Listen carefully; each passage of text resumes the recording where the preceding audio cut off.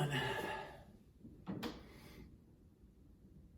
Well, I had an amazing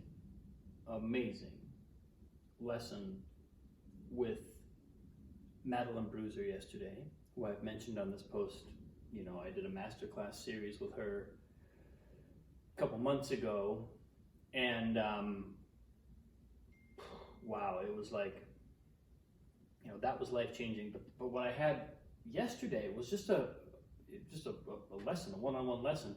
And she mentioned something that struck me. It was almost like I couldn't believe how profound it felt to hear this when it actually seems so self-evident. But what she said was, you know, I've been asking her about how, you know, we're doing a certain kind of work at the keyboard, and there's a certain kind of tactile connection to the keyboard, and it's a whole new way of moving my hands on the keyboard, a whole new way of feeling the keys as I play. You know, it's like these are things that I've talked about in my own piano teaching. They're things that I've worked on in a way in my own playing, but this was just a whole new level of that kind of mindfulness, connection to the instrument, you know, coming from a true master of classical concert playing. And I asked her, well, you know, I've got this gig coming up. What am I supposed to do? You know, because it's like right now I'm doing this kind of delicate initial, what feels like foundational work on this mindfulness level. Is it going to kind of ruin everything if I just go back to playing? If I just have to get through a bunch of repertoire on a wedding or on a gig at a bar, which I'm doing a week after the wedding. And what she said was, the answer that I was expecting was, well, you know, it's not ideal, but just kind of like, you know, try and keep as much focus as you can on this work. And, you know, that was kind of what I was expecting her to say. But what she said was, don't even worry about it. Do this work, do the other stuff, and don't even think about it. Don't worry about either one affecting the other. Little by little, this work is going to seep in. And she said, most importantly, be yourself in every circumstance. So be yourself as you're playing super mindfully and reframing your entire connection to the keyboard, looking at every kind of micro detail of how my wrist moves. Turns out I have a habit of rotating when I don't need to. And then be yourself when you're playing for the wedding, be yourself when you're practicing for the wedding, be yourself. And it was like the most liberating thing to hear, you know, and I felt odd that was the case because, duh, you know, that's the kind of advice I would give anybody I'm working with or to myself constantly, or it's so obvious you wouldn't even think to say that because, you know, it's like, it sounds so cliche or so sort of like self-evident. You know, it's like if you've been doing spiritual work on a deep level, mindfulness work, be yourself is like, it's like, you know, it's like sort of, it's almost like it's a foundational principle. But it hit me that that my perspective had somehow become tightened up. It had somehow become disconnected from that, and where I thought there was a way to do this right. And it just brings me back to this idea.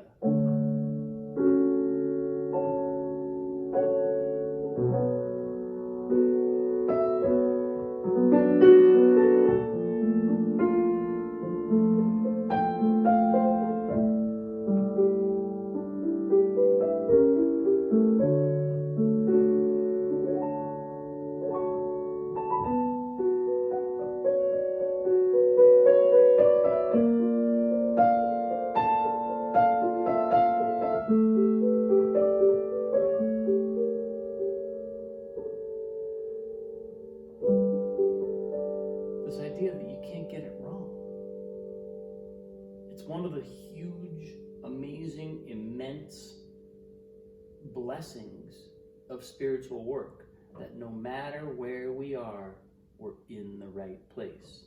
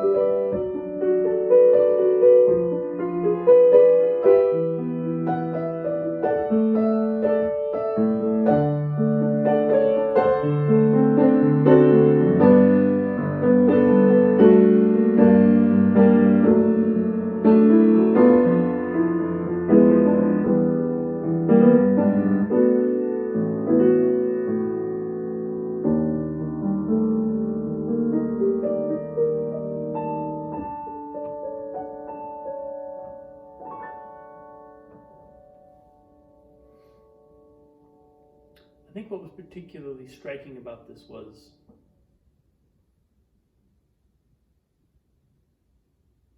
it's kind of like, because I teach piano and I spend a lot of time in that realm as a teacher,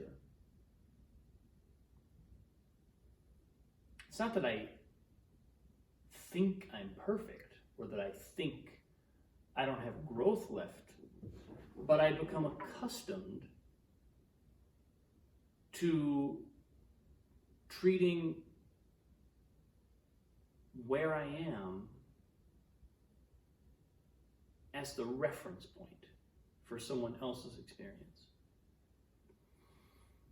And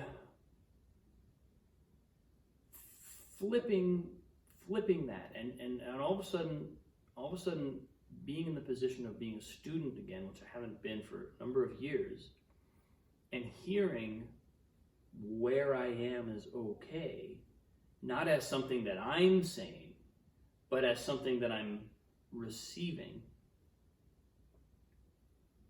It like unlocked something for me. It reframed something. It liberated me from a sense of it's almost like an invisible sense that something could be right and wrong about the way I would approach the work. It's really interesting to feel that. I think that's what a true teacher can do, is help the student unlock their own okayness, their own adequacy, worthiness. That's all we're ever trying to do, is let everyone know that you're worthy of this moment. You're worthy of anything you're desiring, anything you're moving towards. You're worthy, you're adequate, you're enough. Right now is enough. You're where you need to be. And it was kind of a beautiful experience to not be teaching that, but to be receiving that, and to kind of like just let the context of my own being be that of a student, receiving that, as opposed to being a teacher, and as opposed to holding that space for someone else. Actually sort of like let myself fall into a new and larger space within myself and within all of this, with the space that Madeline created. So that's where I am today, people. Got a lot more lessons coming through from her that I will certainly be sharing. Yeah, I can't wait. Thanks for watching. Much, much love. Have a wonderful day. I appreciate you all. I'll see you soon.